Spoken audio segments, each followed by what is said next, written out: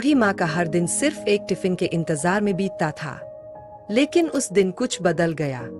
हादसे के बाद बेटा चला गया था, पर उसने जाते जाते अपने दोस्त से वादा लिया था, मेरी माँ को हर रोज टिफिन देना जैसे मैं देता था। उस दोस्त ने कभी वो वादा नहीं तोड़ा। लेकिन उस दिन टिफिन नहीं आया। माँ ने खिड़की से नजरें हटाईं और बस एक लंबी सांस ली। शहर की भीड़ में एक अकेली माँ हर दोपहर अपनी खिड़की के पास बैठ जाती थी, एक टिफिन के इंतजार में। टिफिन वाला लड़का रोज आता, मुस्कराता और टिफिन रख कर चला जाता। माँ के चेहरे पर उसी वक्त थोड़ी सी रोशनी आ जाती थी। पड़ोस वालों को लगता था कि यह कोई डोनेशन सर्विस है, लेकिन माँ हमेशा दरवाजा बंद करके रोती थी। क्यों?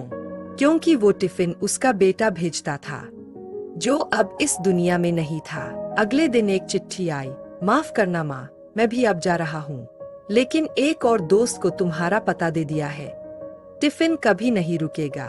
माँ मुस्कराई और कहा, शायद बेटा चले जाते हैं, पर प्यार की डोर कभी नहीं टूटती।